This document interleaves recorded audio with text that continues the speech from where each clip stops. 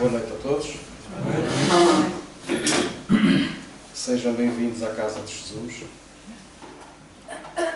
para mais uma aula, pelo menos é esse o convite. E vamos começar com as bem-aventuranças. Vamos falar do bem-aventurados os aflitos, que nos cabe a todos.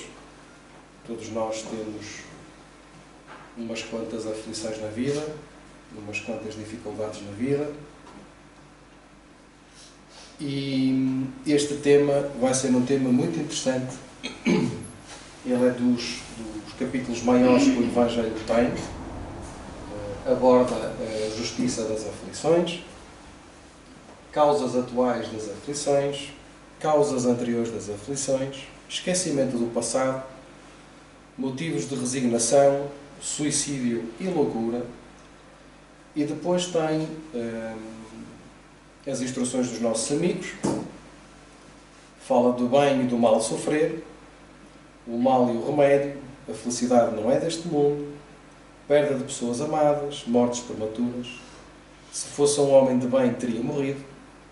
Os tormentos voluntários, a desgraça real, a melancolia, provas voluntárias, o verdadeiro silício.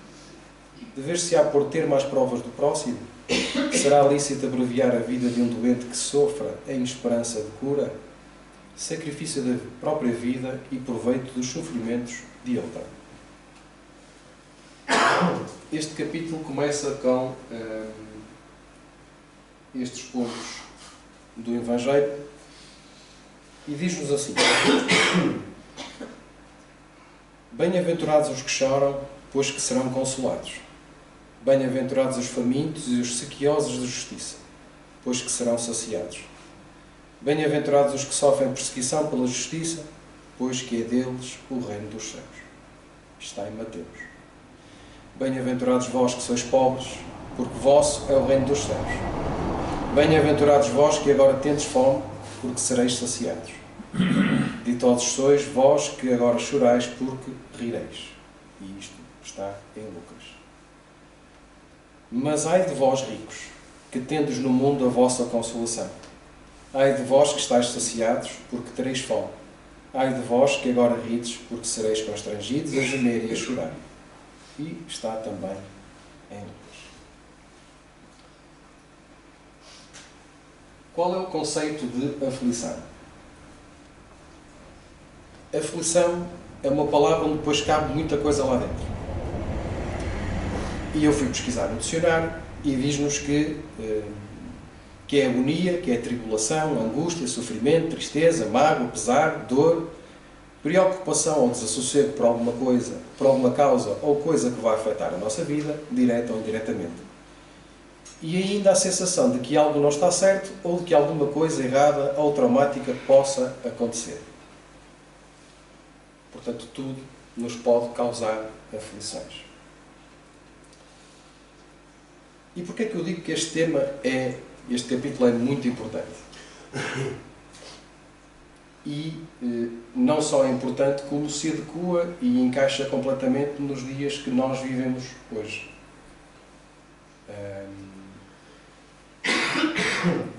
Este capítulo, como eu disse, faz parte do Evangelho e o codificador, Kardec, aborda a dor. E é precisamente por causa da dor que nós estamos todos aqui hoje. Eu, em especial, que eu estou com uma dor que vocês não imaginam, com a dificuldade em estar em pé. Mas a dor é o remédio de todos nós.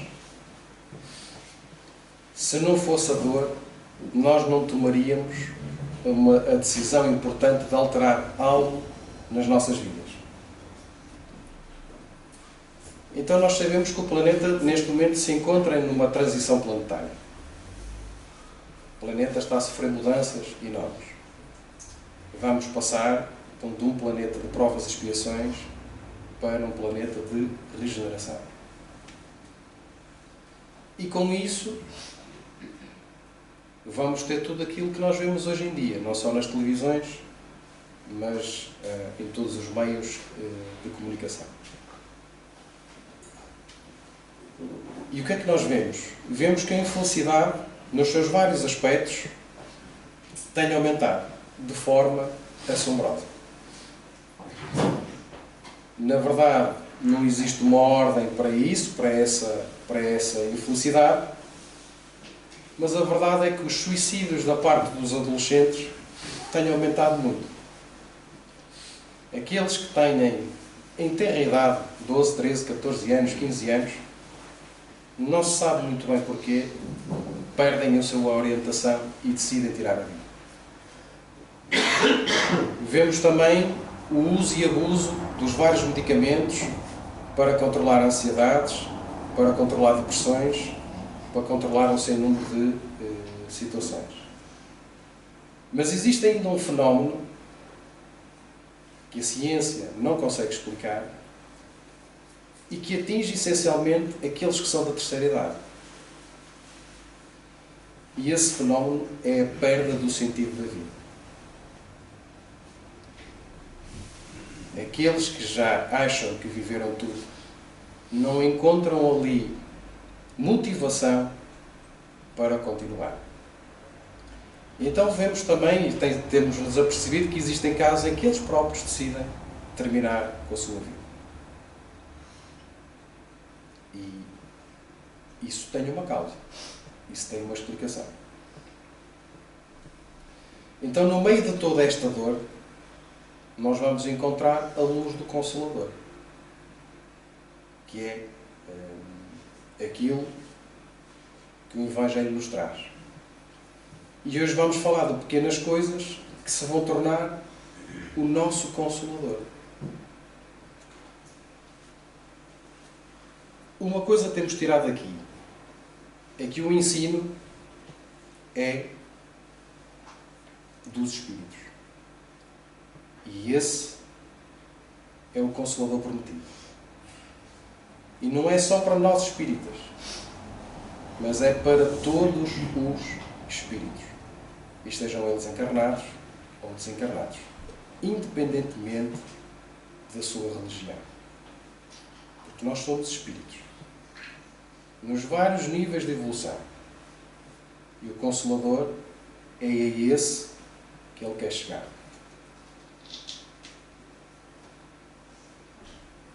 Então nós queremos espíritos consolados. Não necessariamente nós nos achamos na condição de aprendizes espíritas.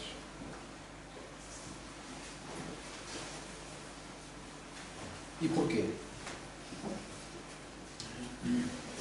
Porque senão nós colocamos ou tornamos esse discurso proselitista. E o objetivo do espiritismo não é influenciar ninguém, mas sim mostrar a verdade. Nem queremos ter um discurso vaidoso, porque os espíritas não são mais do que ninguém. Todos somos espíritos, todos somos criados pelo nosso Pai, que é Deus, pelo Criador, e portanto todos estamos em igualdade.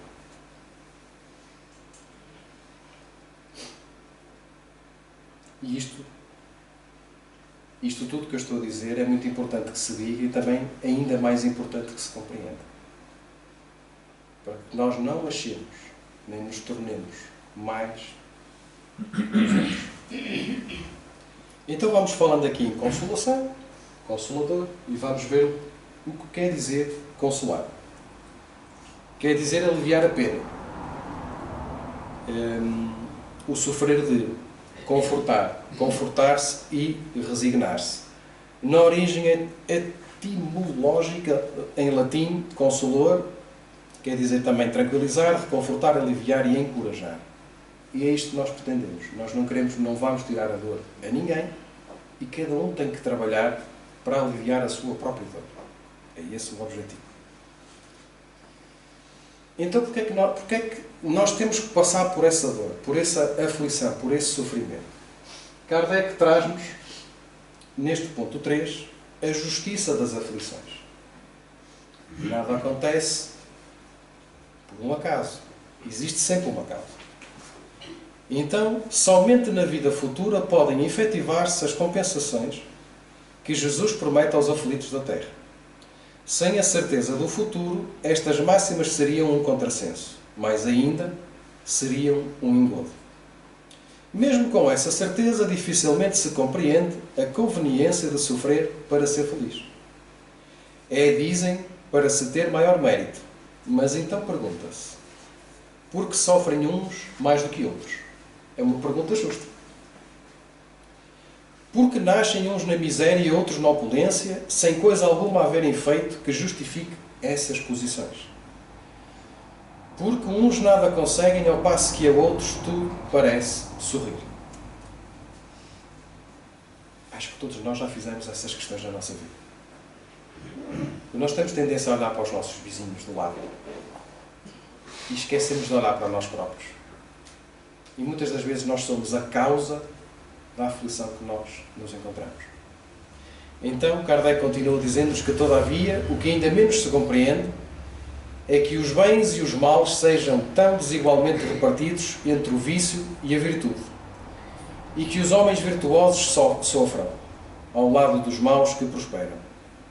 A fé no futuro pode consolar e infundir paciência, mas não explica essas anomalias que parecem desmentir a justiça de Deus.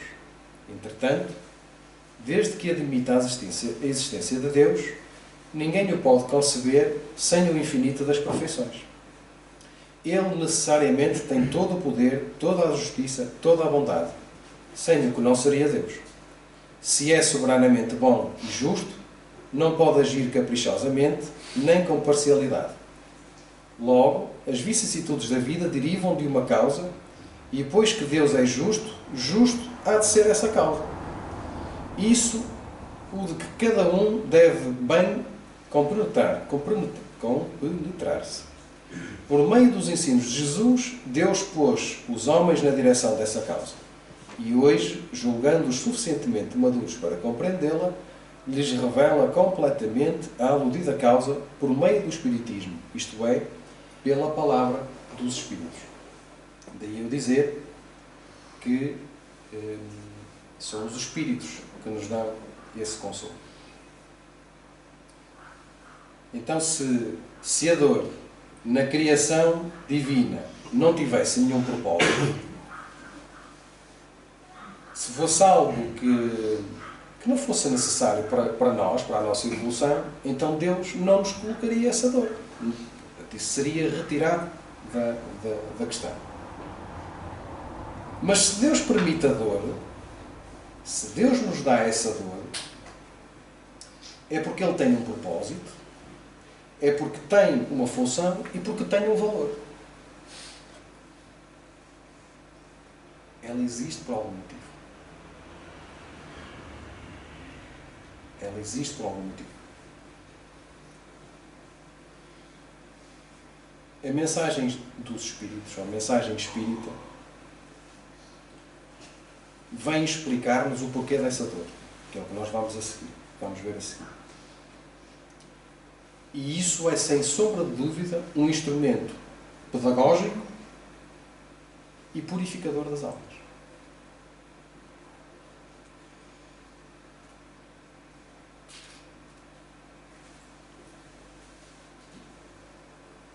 Então, porquê é que nós sofremos? Esta indagação, por vezes, invade a nossa mente e perguntamos. Porque alguns nascem na miséria, outros na riqueza, homens justos sofrem ao lado de homens que prosperam, crianças morrem em tenra idade, outros nascem com doenças congénitas, alguns chegam até a questionar a justiça divina. Quem nunca? Quem nunca disse que Deus não existiu? Quem nunca reclamou do Criador? Quem nunca? Na maior aflição, nós reclamamos. Que ainda é pior quando nós somos aprendizes espíritas, porque já sabemos mais qualquer coisa, vamos reclamar com quem criou isto.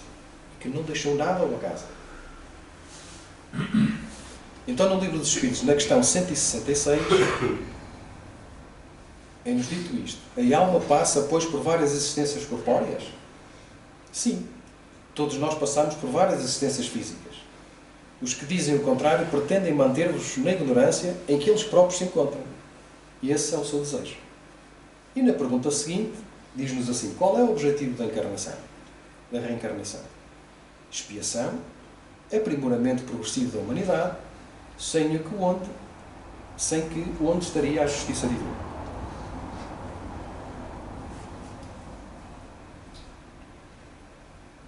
Aqui há algo que eu considero, se calhar, uma das maiores mentiras contadas à humanidade.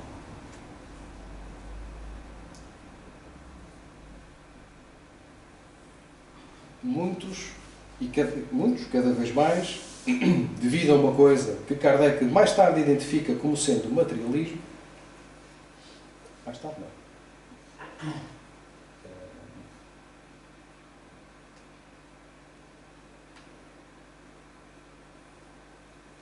coloca-nos a pensar, ou é-nos colocado a pensar, que o corpo é um aglomerado de células, um conjunto de células, todas juntas formam um corpo, entretanto nós morremos e acaba ali a vida.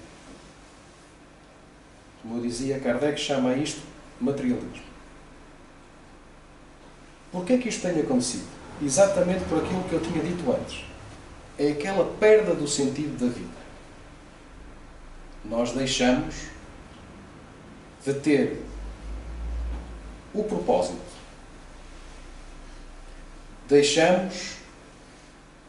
Perdemos o foco. Perdemos o ponto que nos guia. Perdemos a dimensão espiritual das nossas vidas. E então é mais fácil dizer que acaba ali. Porque se eu tiver feito alguma coisa de mal, a vida termina ali, portanto, acaba-se ali. E essa perca desse foco, dessa guia, dessa dimensão espiritual, vai destruindo os nossos valores humanitários. Por isso é que nós nos encontramos no estado em que estamos, onde o egoísmo prevalece, onde o orgulho está em alta, onde a vaidade está em cada canto, onde o nosso umbigo é o mais importante do que os outros.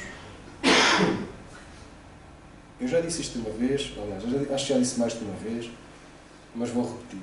Nós tivemos uma oportunidade única com o Covid de nos tornarmos melhores. Não conseguimos. Falhámos redondamente. Porque perdemos a energia, perdemos a vontade, perdemos o foco. Porque no início a entreajuda aconteceu. E depois tornámos-nos egoístas, porque é aquilo que nós somos. Está lá. E enquanto nós não deixarmos cair isso por terra, nós não vamos melhorar. E a dor vai sempre existir. Ela é a depuração da nossa alma, enquanto encarnados, ou do nosso espírito. Sem ela, nós não vamos conseguir progredir. Então, grande parte dos nossos problemas está aí, está nessa perda da dimensão espiritual. E podem ser esses tais problemas, podem ser sociais, podem ser políticos, podem ser económicos. E todos eles são derivados dessa perspectiva mesquinha, que é o pensarmos que a vida termina no tudo. O Espiritismo serve também para despertar mentes. E de uma coisa tenham a certeza, com certeza, obviamente vocês saberão e concordarão com aquilo que eu vou dizer, a partir do momento que nós entramos naquela porta, pode ser neste centro ou noutro qualquer, e começamos a ler a codificação, não há como voltar atrás, não dá para desler, nunca mais somos os mesmos. Porque começamos a observar-nos, ou a tentar observar-nos a nós próprios. Em todas as dificuldades da vida. Continuamos a reclamar, reclamamos com Deus, reclamamos com este e com aquele. Mas sabemos que estamos irados. Já é bom assim.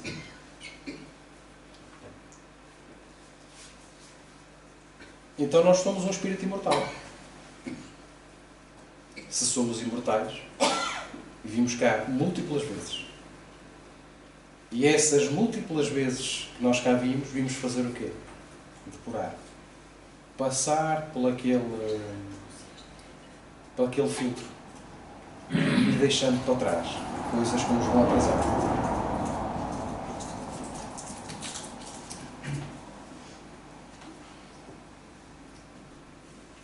Nas pesquisas para o trabalho, para desenvolver o trabalho, eu vou vendo palestras, vou consultando várias coisas e vi um exemplo que o Haroldo Dutra Dias deu, que era sobre uma lagosta, eu achei fabuloso. Então, a lagosta tem um corpo que é assim meio gelatinoso, não é? Meio músculo. Tem um exoesqueleto por fora que o protege o corpo. Quando ela nasce não tem aquilo. Depois ela vai construir, vai criar aquela casca, não é? Toda a gente sabe que é dura, se come marisco sabe que é duro, mas aquilo dá-lhe proteção, dá-lhe segurança. Só que há um problema, que a lagosta cresce, ela vai crescer, mas a casca não cresce. Vai chegar a um ponto em que a lagosta vai ter que largar a casca. E ela vai se esconder, passa por um período de reconstrução daquele exoesqueleto e quando está protegida, quando se sente protegida, regressa à sua vida. Nós somos um bocadinho como a lagosta. Também não vamos parar de crescer. E vamos largando cascas para trás. Porquê é que a lagosta larga essa casca? Não é que ela não quisesse. É que a dor é de tal ordem grande. Porque ela cresce e não cabe lá dentro. Chega a um ponto, ela não aguenta mais. E larga. E nós somos muitas vezes teimosos em mudar determinadas coisas. E só quando estamos no limite dos limites é que dizemos, não aguento mais. E mudamos. Ou procuramos ajuda.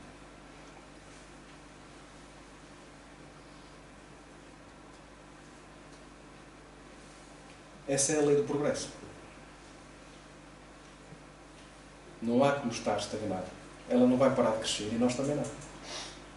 Então nós temos que progredir. Independentemente da dor. Temos é que apontar o nosso foco para quem? Para o nosso mestre. E depois de divagar este pedaço todo, vamos ver aqui então as causas atuais das aflições. Kardec diz-nos que de duas espécies são as vicissitudes da vida, ou se preferirem, por humanam, de duas fontes bem diferentes. Que importa distinguir. Uma tem a sua causa na vida presente, outras fora desta vida. Remontando-se à origem dos males terrestres, reconhecer-se-á que muitos são consequência natural do caráter e do proceder dos que os suportam. Nós somos os causadores. Não tenhamos dúvidas. Quantos homens caem por sua própria culpa?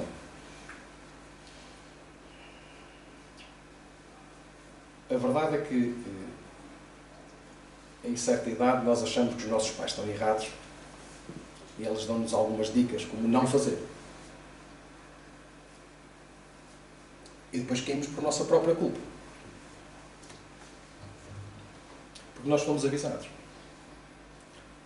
E nós aqui também somos avisados pelos espíritos, pelas comunicações. Não há um aviso direto. Eles mostram aquilo que sofrem. Mostram por aquilo que estão a passar, mostram pela dor que estão a sentir, mostram a aflição que sentem por não terem feito determinadas coisas. determinadas coisas, desta ou daquela forma. São eles que nos mostram.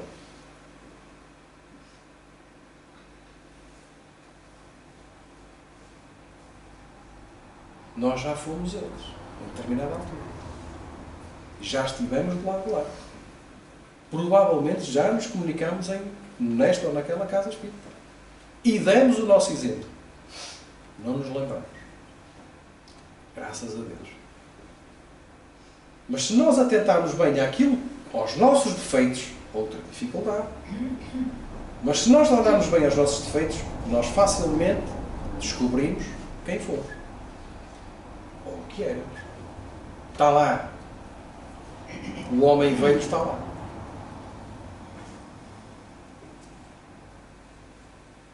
Quantas são vítimas da sua imprevidência, do seu orgulho e da sua ambição? Quantos se arruinam por falta de ordem, de perseverança, pelo mau proceder ou por não terem sabido limitar seus desejos? Quantas uniões desgraçadas porque resultaram de um cálculo de interesse ou de vaidade e nas quais o coração não tomou parte alguma?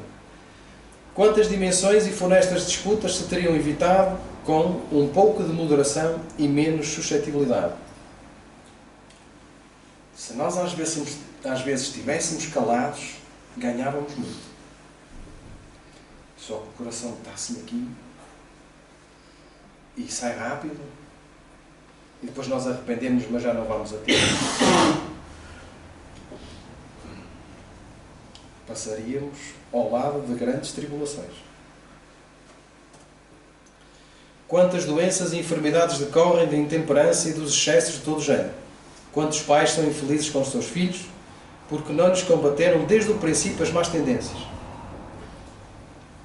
Isso falta hoje em dia muito aos jovens.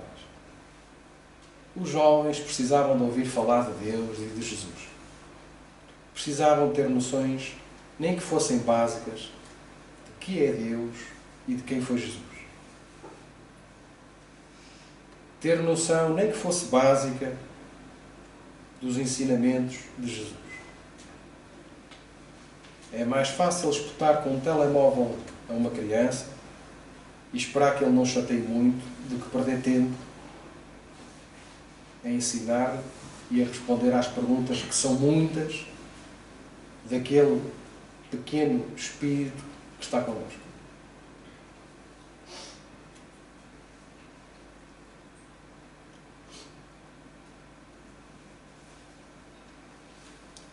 Por fraqueza ou indiferença deixaram que neles se desenvolvesse os germes do orgulho, do egoísmo e da tola vaidade que produzem a secura do coração. Depois, mais tarde, quando colhem o que semearam, admiram-se e se afligem da falta de deferência com que são tratados e da ingratidão deles. Não interessa o nome da pessoa, mas eu conheço uma pessoa que nunca quis saber dos filhos, pagou-lhes os estudos todos. Para piorar, teve filhos noutro relacionamento não assumido e agora que está com Alzheimer, num estado muito avançado, não tem um filho que queira tomar conta dele.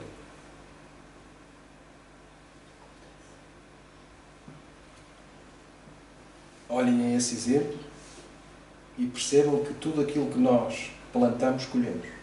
Tudo, se não for nesta vida, será noutra.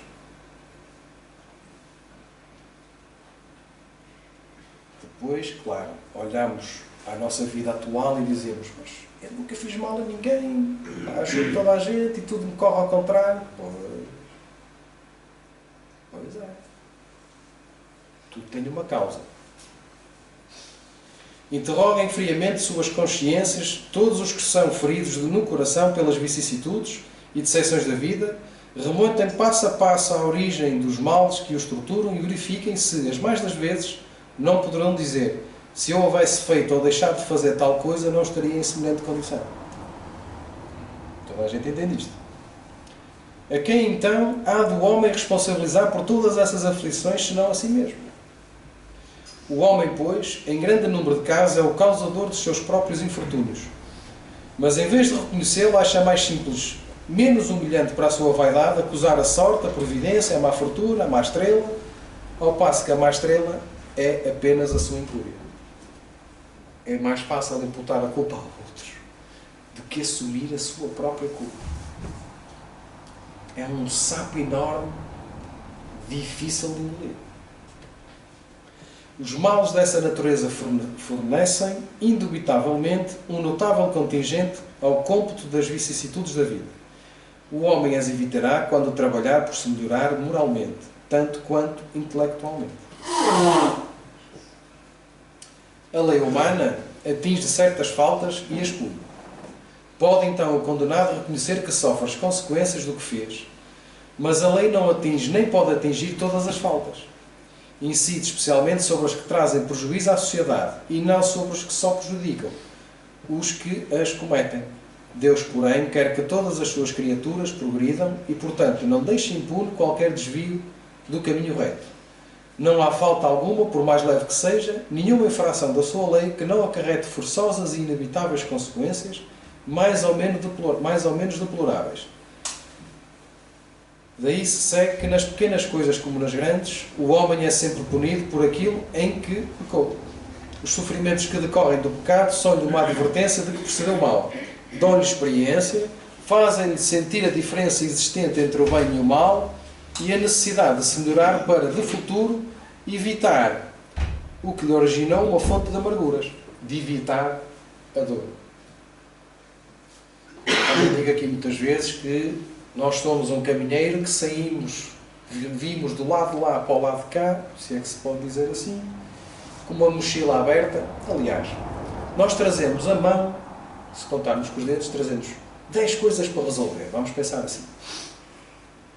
Já vimos com as mãos cheias. Só que Deus deu-nos mais 10 dedos nos pés. Então nós temos mais 10 possibilidades de cometer erros nesta vida. Então pronto, depois nós andamos coitadinhos como eu, que o meu espaço não consigo andar. É isto. Nós trazemos uma mochila aberta, com coisas para resolver, poucas, porque eles dizem-nos assim, os nossos amigos dizem-nos assim, não queiras fazer tudo porque não consegues, leva só isto, vais ver que já não vai ser fácil, e vai fazendo aos bocadinhos. Nós vimos. Mas depois aqui, como o nosso amigo José António nos diz, há muitas montras e nós distraímos. E o caminho que era para ser feito numa espécie de linha reta do ponto A ao ponto B, vamos andando aos zigue-zagues, colhendo problemas, dores, aflições, até chegar ao ponto B. E quando chegamos lá, se conseguirmos chegar com o foco, olhamos para a mochila e dizemos assim, meu Deus, quase não terem nada e vem com ela cheia. Ainda bem que existem as múltiplas reencarnações. Se nós fôssemos só um aglomerado de células, como é que nós íamos resolver isto? Como é que nós explicaríamos determinadas aflições na nossa vida?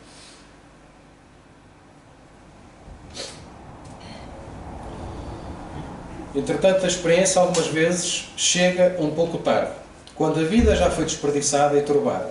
Se no começo dos meus dias eu souber o que sei hoje, quanto espaço sem falso teria evitar? Eu ouvi isto tantas vezes do meu pai, e da minha mãe, e da minha avó, e da minha bisavó. Vai chegar o ponto em que eu vou dizer o mesmo aos meus filhos. Pá, não faças isto. Se eu tivesse feito isto desta ou daquela forma, hoje não estaria assim. Quem nunca? Se calhar já dizemos agora. Quanto mais quando formos velhinhos. Se houvesse de recomeçar, conduzir-me-ia de outra maneira. No entanto, já não há mais tempo. Como o obreiro preguiçoso que diz, perdi o meu dia, também ele diz, perdi a minha vida. Contudo, assim como para o obreiro o sol se levanta no dia seguinte, permitindo-lhe neste reparar o tempo perdido, também para o homem, após a noite do túmulo, brilhará o sol de uma nova vida, em que lhe será possível aproveitar a experiência do passado e as suas boas resoluções para o futuro. Há sempre mais uma oportunidade. Lembram-se de eu ter falado aqui? Há sempre mais uma possibilidade. Ainda não acabou. O jogo não acabou. Nós temos Mais uma possibilidade. E depois temos as causas anteriores das aflições.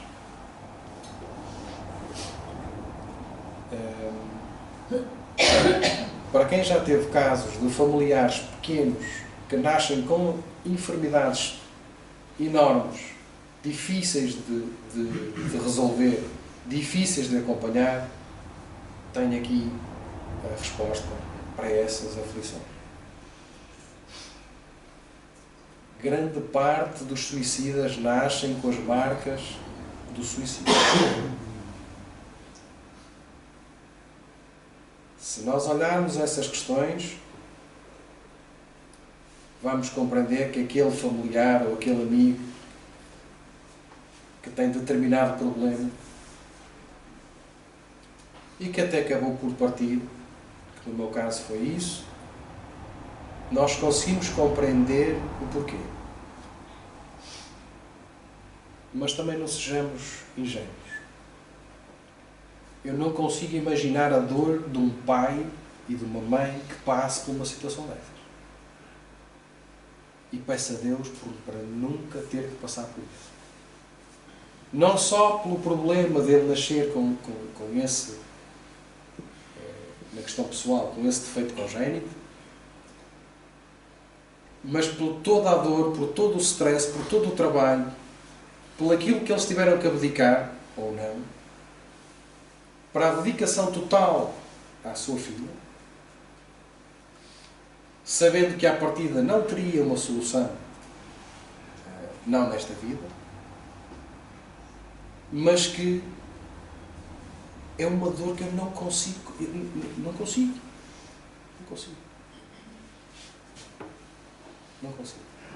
Não sei se teria forças como a força que aqueles dois familiares tiveram. Não sei se teria. Mas se há males nesta vida cuja causa primária é o homem, outros há também aos quais, pelo menos na aparência, ele é completamente estranho e que parecem atingi-lo como por fatalidade. Por exemplo, a perda de entes queridos e dos que são o amparo da família.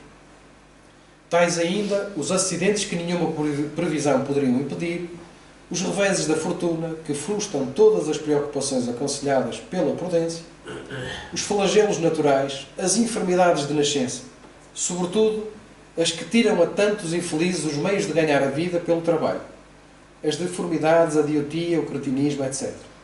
Os que nascem nessas condições certamente nada hão feito na existência atual para merecer, sem compensação, tão triste sorte.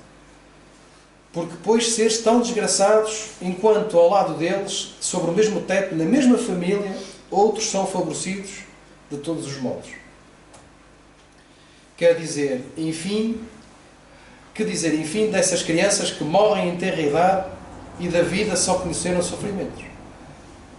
Problemas são esses que ainda nenhuma filosofia pôde resolver, anomalias que nenhuma religião pôde justificar e que seriam a negação da bondade, da justiça e da providência de Deus, se verificasse a hipótese de ser criada a alma ao mesmo tempo que o corpo e de estar a sua sorte irrevogavelmente determinada após a permanência de alguns instantes na Terra. Que fizeram essas almas que acabam de sair das mãos do Criador para que se vissem neste mundo abraços com tantas misérias para merecerem no futuro uma recompensa ou uma punição qualquer, visto que não hão podido praticar nem o bem nem o mal. Todavia, por virtude do axioma segundo o qual todo efeito tem uma causa, tais misérias são efeitos que hão de ter uma causa, e desde que se admita um Deus justo, essa causa há de ser justa. Ora, ao efeito procedendo de sempre a causa, se esta não se encontra na vida atual, há de ser da anterior a essa vida, isto é, há de estar numa existência precedente. O homem, pois, nem sempre é punido ou punido completamente na sua existência atual, mas não escapa nunca às consequências das suas faltas. A prosperidade do mal é apenas momentânea, se ele não espiar hoje, espiará amanhã, ao passo que aquele que sofre está espiando o seu passado. O infortúnio que à primeira vista parece imerecido tem sua razão de ser, e aquele que se encontra em sofrimento pode sempre dizer: perdoa-me, Senhor, porque pequei. Os sofrimentos devidos a causas anteriores à existência presente, como os que se originam de culpas atuais, são muitas vezes a consequência da falta cometida, isto é, o homem, pela ação de uma rigorosa justiça distributiva, sofre o que fez sofrer aos outros. Se foi duro e desumano, poderá ser a seu turno tratado duramente e com desumanidade. Se foi orgulhoso, poderá nascer em uma humilhante condição. Se foi avarento, egoísta, ou se fez mau uso da sua riqueza, poderá ver-se privado do necessário. Se foi mau filho, poderá sofrer pelo procedimento de seus filhos, etc., etc., etc. Tudo aquilo que nós plantamos hoje, vamos colher. Tudo aquilo que nós plantamos em vidas passadas, vamos colher. Colhemos naquela vida, colhemos nesta vida, ou podemos colher na seguinte. Quando estivermos prontos, colher também. Quando nós pensamos que nada mais nos pode acontecer, quando nós achamos que estamos no limite, acreditem que não nos é dado nada que nós não possamos aguentar. E é nesse limite, nessa dor, nesse sofrimento, nessa aflição, que nós não podemos nunca perder o foco. Nós temos que pensar no nosso Mestre, temos que pedir ajuda, e acreditem que a ajuda vem. Nós esquecemos de pedir. Peçam ajuda. Peçam ajuda. Querem ajudar outros? Ajudem-se primeiro a vocês. Enquanto nós não estivermos bem, não vamos conseguir ajudar ninguém. Existe não. É necessário que nós tenhamos fé verdadeira e inabalável no Criador, no nosso Mestre. Ajudas há várias, estão todas à nossa volta, nos encarnados e nos desencarnados. Se nós estivermos preparados para os ouvir, nós ouvimos. Só que há muitas montras, e essas montras fazem-nos perder o foco. E é isso que o Espiritismo traz. É a possibilidade de nós afinarmos a antena para o sítio certo. Ganharmos novamente o foco, ganharmos aquele ponto guia, ganharmos o rumo. É isso que o Espiritismo contém. Que possamos aprender com o Evangelho, que possamos nos modificar e, pelos nossos pequeníssimos exemplos, influenciar a outros. Porque foi assim que Jesus, pelos seus exemplos, mostrou como se fazia. Assim se explicam, pela pluralidade das existências e pela destinação da Terra, como um mundo expiatório, as anomalias que apresenta a distribuição da aventura e da desventura entre os bons e os maus neste planeta. As tribulações podem ser impostas a espíritos endurecidos ou extremamente ignorantes, para levá-los a fazer uma escolha com conhecimento de causa. Os espíritos penitentes, porém, desejosos de reparar o mal que hajam feito e de proceder melhor, esses escolhem livremente. Tal o caso de um que, havendo desempenhado mal a sua tarefa, pede-lhe a deixem recomeçar para não perder o fruto do seu trabalho.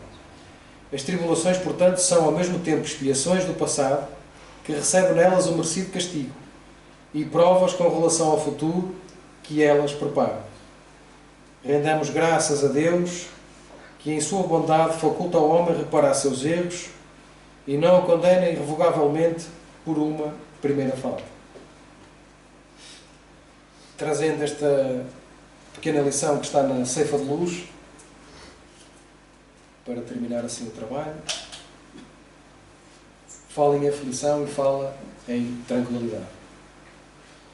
No limiar do berço pede a alma dificuldades e chagas, amargores e cicatrizes. Entretanto, recapitulando de novos as próprias experiências no plano físico, torna a concha obscura do egoísmo e da vaidade, enquistando-se na mentira e na delinquência.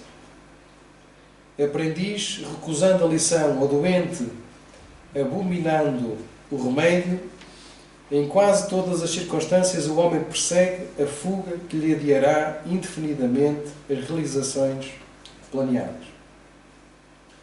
Valoriza a aflição de hoje, aprendendo com ela a crescer para o bem, que nos burila para a união com Deus, porque o Mestre que te propões a escutar e seguir, ao invés de facilidade do imediatismo da terra, preferiu, para ensinar-nos a verdadeira ascensão, a humildade da manjedoura, o imposto constante do serviço aos necessitados, a incompreensão dos contemporâneos, a indiferença dos corações mais queridos e o supremo testemunho do amor em plena cruz da morte.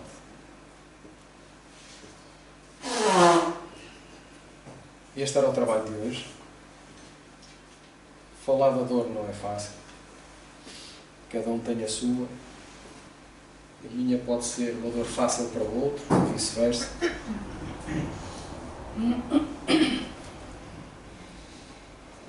Mas o Consolador prometido é-nos dado se nós assim quisermos. Portanto, obrigado por terem ouvido. Se tiverem questões, depois no final eu estarei aqui. E convidava a todos agora para orar, a cerrar os olhos, se quiserem.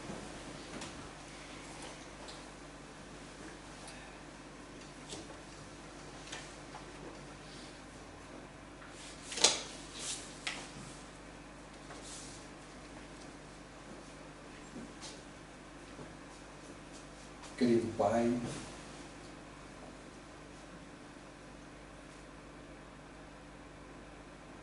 perdoa-nos.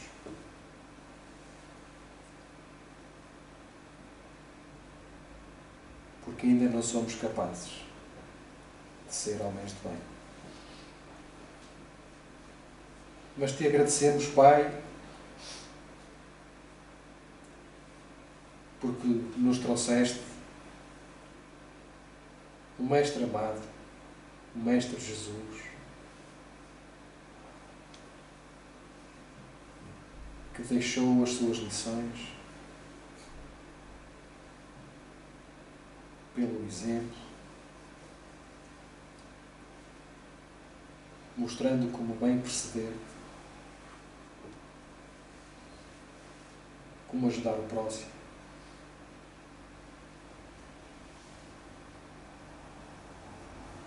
Ensinou-nos que todos têm a oportunidade de ser curados. Todos podem ver as suas dores desaparecerem. Todos podem ver as suas aflições desaparecerem. Todos têm ao seu alcance a possibilidade de serem felizes.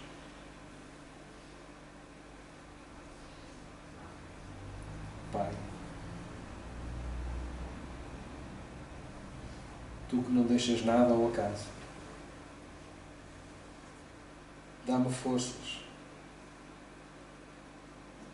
para ultrapassar os meus obstáculos, os nossos obstáculos.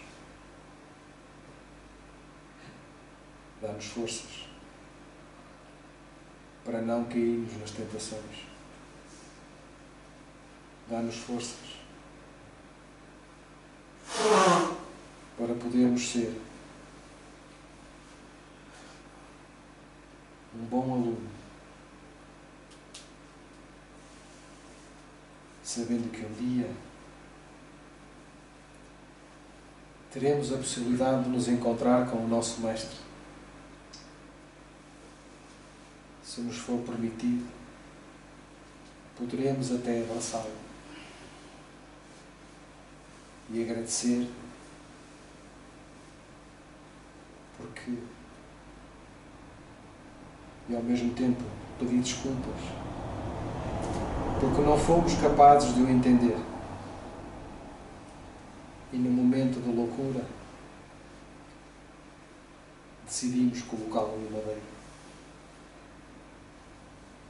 Sabemos, Mestre, que nos perdoas e que não guardas mágoa. Sabemos que nos acompanhas no nosso dia-a-dia, nos nossos pensamentos. Te pedimos desculpa, Senhor, porque nem sempre te ouvimos. Possas ser o farol, a luz lá no alto. Possas ser o nosso guia. Possas ser a nossa vontade de vencer. Possas ser, Mestre, o nosso exemplo de amor. E te agradecemos, porque hoje tivemos mais uma oportunidade. E amanhã será também, se Deus assim permitir, uma nova possibilidade de fazer a dor desaparecer. Obrigado a todos. Jesus esteja connosco. Que assim seja.